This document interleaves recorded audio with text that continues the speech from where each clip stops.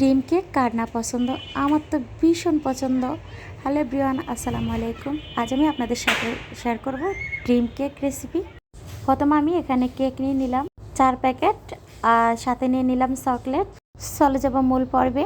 এখানে আমি একটা বাটি নিয়ে নিলাম। এখন আমি কেকগুলোকে এই যে প্যাকেট থেকে বের করে নেব। ড্রিম কেক বড় করতে চাইলে কিন্তু আপনারা পরিমাণটা বাড়িয়ে দিবেন। এখন আমি একটা কাঁটা চামচের সাহায্যে কেকগুলোকে ভেঙে নিব। একদম গুঁড়ো করা যাবে না, কিছুটা আস্ত রাখতে হবে। এই যে গুঁড়ো করা হয়ে গিয়েছে। এখন যে বাটিতে আমি ড্রিম কেক তৈরি করব সেই বাটির মধ্যে এই কেকগুলোকে ঢেলে দিব। তারপরে আমি একটা চামচ দিয়ে সেট করে নেব। আমি বাটির মধ্যে সেট করে নিয়েছি, আপনারা চাইলে কেকের মোল্ড বা বক্সের মধ্যে সেট করে নিতে পারেন। এভাবে চেপে চেপে দিলাম। কেকের বাটিটাকে আমি সাইড করে রেখে দেব। এখন আমি সুগার সিরাপটা তৈরি করে নেব। যেহেতু আমার কেকটা রেডি কেক, সেজন্য আমি কিন্তু এখানে নর্মাল পানি দিব, কোনো গরম পানি দিব না। ঠান্ডা পানি দিয়ে আমি এই সুগার সিরাপটা তৈরি করে নেব। আর এই কেক কিন্তু মিষ্টি, তার জন্য আমি কিন্তু সুগার সিরাপ কম দেব। আমি কিন্তু এখানে একটু বেশি গুলে ফেলছি। এখন কিন্তু আমি প্রায় 3 থেকে 4 টেবিল চামচের মতো দিয়ে দিব।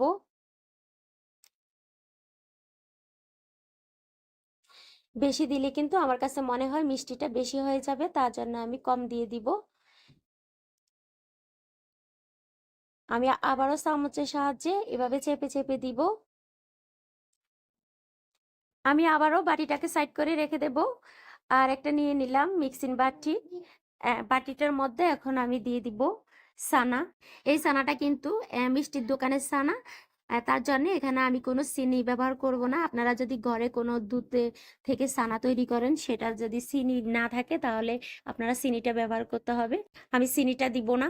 আর এখানে ছানাটাকে আমি ভালোভাবে ম্যাশ করে নেব, যাতে করে দানা দানা ভাবটা না থাকে। যত বেশি মিহি করবেন তত কিন্তু আমাদের ক্রিমটা সুন্দর হবে। আমি এখন কিন্তু ক্রিমটা তৈরির জন্য ছানাটা নিয়েছি। এই যে মিহি করা হয়ে গিয়েছে। এখন আমি দিয়ে দিব ভ্যানিলা আইসক্রিম। এই ক্রিমটা তৈরির জন্য কিন্তু ভ্যানিলা আইসক্রিমটাই বেটার, অন্য আইসক্রিম দিলে হবে না। এখানে এই আইসক্রিমটাই দিতে হবে, ভ্যানিলা।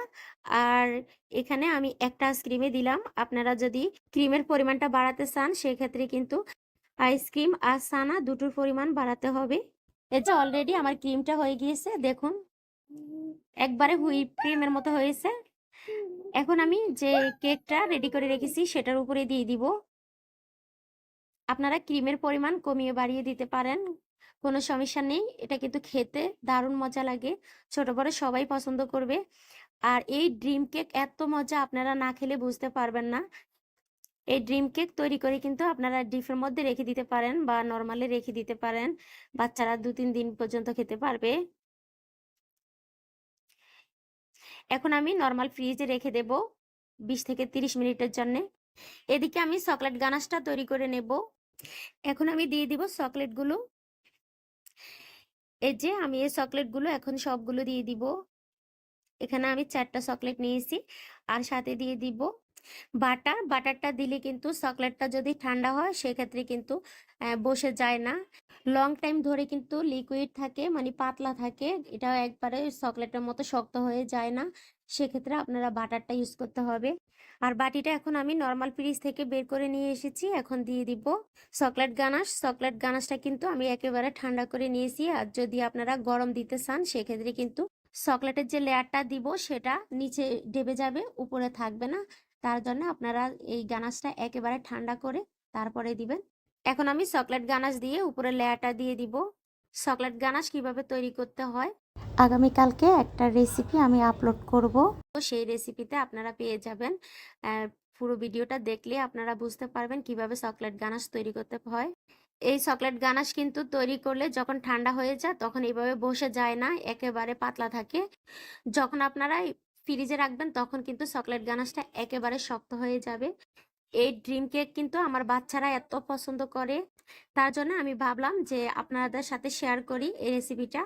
এই যে চকলেটের লেয়ার দেওয়া শেষ, এখন আমি দিয়ে দিব কোকো পাউডার। কোকো পাউডারটার কোনো কাজ নেই, এখানে জাস্ট সৌন্দর্যের জন্য আমি কোকো পাউডার দিয়েছি।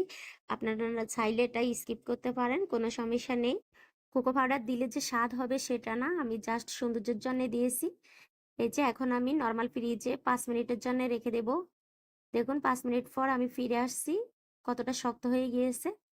এই যে দেখুন, এই যে একেবারে শক্ত হয়ে গিয়েছে।